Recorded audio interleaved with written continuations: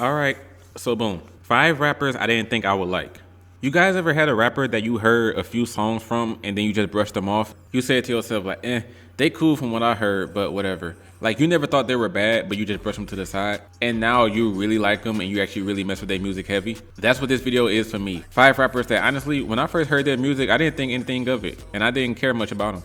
But now I like the artist a lot and I mess with a lot of their songs. I knew I would like the artist Zay from the Bay when I heard his song, How You Figure though. I'm the nigga, like how you figure, cause you slamming all these doors, ignoring these hoes, get into the money like that's all I fucking know. Wake up in the morning, I'm that nigga that you dreamt to be. Get the check, blow that shit, that's just my philosophy. Check out Zay's music on Spotify, Pandora, Apple Music, and check him out on his Instagram and Twitter and let him know what you think of the song.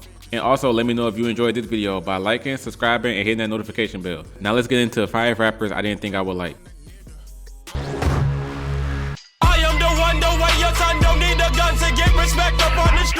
Now, Denzel Curry is somebody I initially ignored. Whenever someone would tell me to listen to a song from him, or in 2018 when his Taboo album came out, so many people was telling me to check it out, and I did not want to. Denzel Curry had more misses than hits to me. I heard songs like Clout Cobain, Black Balloons, and This Life, and I would think to myself like, okay, this Denzel Curry individual is nice. But then soon after, I would hear a song like Gook, Sumo, Super Saiyan Superman, or Vengeance, and I'm like, I can't listen to a nigga that raps like this. So one day I said, man, forget it. Let me give him a chance anyway. And I listened to all of Denzel's projects. I listened to Imperial, Taboo, and I checked out his Zoo album when that dropped. Man, Denzel is dope. Dude's music can really give you a hype vibe that you can't help but to move along to. Now the thing is, I never said that Denzel wasn't a good rapper. I flat out admitted that his flow and his style is crazy. He just made music that I didn't personally enjoy that much. Even though I said that, people are like very selective when they hear me say that and they think that I'm calling Denzel whack. So no, not at all. Denzel is amazing. It's just the songs I was originally exposed to, I didn't care for. But now, man, Black Balloons is a lovely song. I already talked about Sick and Tired in my 5 songs I loved after the first Listen Part 2 video. I still love that song and I listen to it every single day. Who's that creeping in my window? Baby, please pass the extendo. Like, whoo, man, that is my jam right there. I can name many songs by him that I rock with now, but I didn't think it was going to be like this. When I was first introduced to Denzel, I didn't care much about him, but now Denzel is the man. Nah, he's the man.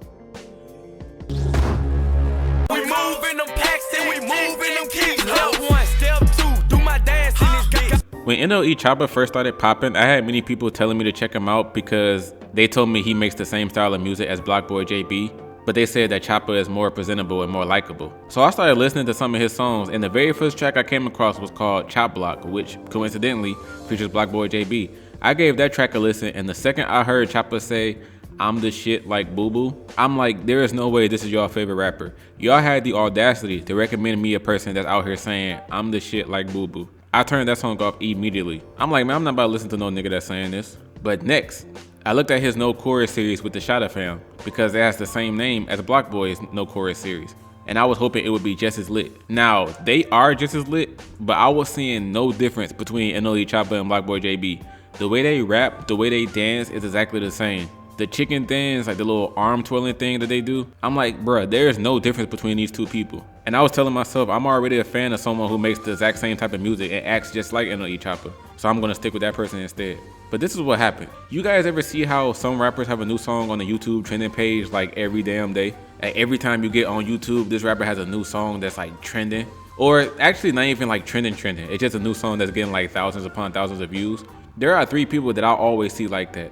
Young M.A, NBA Youngboy, which I'm gonna continue to call him NBA Youngboy for the rest of his life. Youngboy never broke again, just doesn't stick with me. These 2, I actually have 0 plans on checking out their music. But the 3rd person was NLE Choppa. So I'm like, okay, YouTube stay recommending this nigga music, so let me see what it's hitting for. So around the time this happened, this is when the Shotta Flow remix with Blueface Baby Yeah Ike came out. Now, believe it or not, I never heard the original one because, like I said, I wasn't trying to listen to him anymore after that. But the remix had Blueface, so I had to check it out. Shotta Flow remix is easily one of my favorite songs that came out in 2019. I've since listened to the original, and I like that song too. Chop Block Part 2 with Blockboy came out, and that song is hard. And man, don't even get me started on Camelot. We moving them packs and we moving them keys. Step 1, step 2, do my dance in this game. Yeah, I ain't gonna lie. Choppa is cool as hell. He cool as hell in my book now. He isn't a fantastic rapper or anything, but his music is tough as hell. And I agree with the people who were saying he's similar to Block Boy. He's just more presentable and likable. I see exactly what they mean by that. I get money from the PM to the morning. Don't nobody want that nigga, he ain't important. I initially shrugged off Cuban Doll because she wasn't that different from Molly Brazy to me.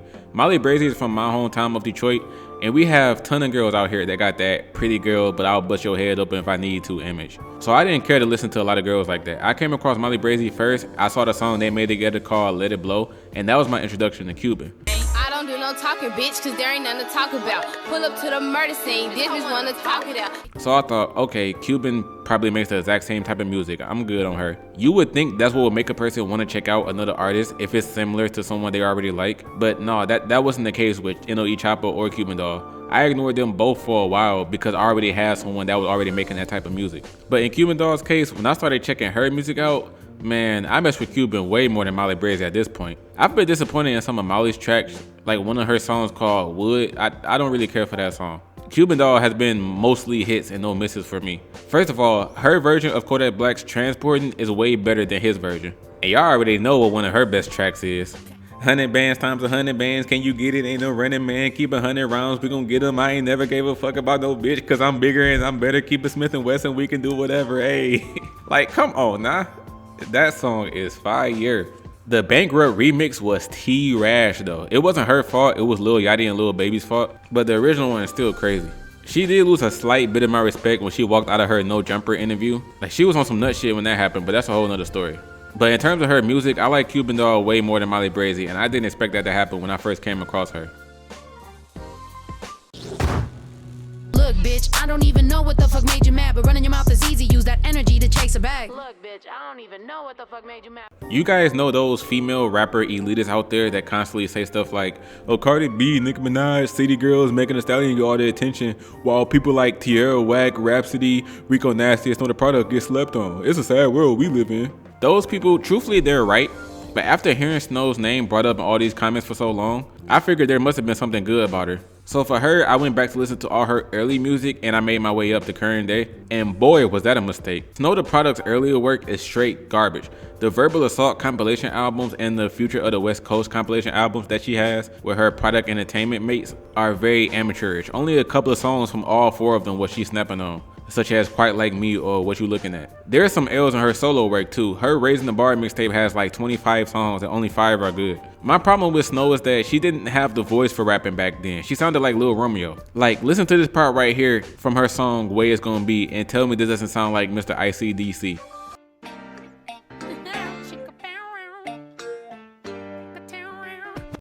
that's not the part of the song where I was talking about why I said she sounded like him. That was just some bullshit she did at the beginning. I had to show y'all that. I meant the chorus of the song. We gon' go shopping at all the expensive stores, and I'll be spending your cheese, and then we gon' go to the movie. Now see, had I not told y'all that was a song by Snow the Product and y'all only saw that clip, I guarantee y'all none of y'all would say, that doesn't sound like Lil Romeo. Because yes, it does sound just like him. You wouldn't be able to tell the difference. So this is when I started thinking it's a bad idea to go in chronological order when checking out a new artist, because I almost gave up on Snow the Product after finding this.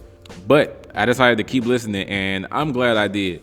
This girl can spit. Pretty much every project she has past 2010 is great. Instead of being filled with mediocrity, every project has good songs or incredible songs. The best thing about Snow is that she is super versatile. She can sing well, like on the songs Drunk Love or Hold You Down. And of course she can rap in Spanish. Ay Ay Ay is really dope. And I even like her songs that have more of a pop music style to it, such as Like That. All I have are promises of all the things you say. When you at the party and you wanna play these games. And sometimes she can really be on her hardcore and lyrical stuff, such as Not for the Weak-Minded or Making Papers. So when it comes to Snow the Product, there's literally a song from every style, and I love that about her. If mama would've told me there be hating ass niggas, they be caught up in they feelings while they counting your. I'm a huge fan of chop and screw music now, but years ago I hated the sound of it. Songs being slowed down like that so the artist has an extremely deep voice sounding like Double T in the morning, like I couldn't stand it like at all. And that's all Zero was to me. The deepness of his voice didn't make the song sound good at all. It made it sound very ridiculous. Now this is what happened with Zero. I started loving the chopped and screwed effect on songs. I mean loving it. Almost every song I like, I want to know if there's a chopped and screw version of it, because actually, there are some songs where I like the chopped and screw version more than the original version. And Zero ended up being a byproduct of that. Since I started loving the style, I started loving his music in general. It all started when he had a song with Crazy Bone called Since We Lost Y'all. And after that, every Zero song I came across, I started loving it. His deep voice is not the only reason I like his music now. This nigga is actually surprisingly a good singer. Like, man, Zero be hitting some notes. So Houston, Happy Alone, and one of my favorite tracks from him is Mama Shoulda Told Me with Just Brittany. If mama would've told me they'll be hating ass niggas, they be caught up in they feelings while they counting your figures. If, like, man, listen to this part and tell me this don't sound good. I'm sick and tired of being sick and tired of taking care of all y'all. Like, man, I don't care what y'all say, Zero singing is lovely. So these 4 songs are what I would recommend to listening when it comes to Zero. If you don't think these songs are nice, then our music taste is just not the same, because I love them. I really hope there are some Double T in the Morning fans out there watching this, because even though I said I started enjoying his music, he isn't somebody I really speak about that much. And I guess it's because it took me a while before I started appreciating this sound of rap music. Outro, outro.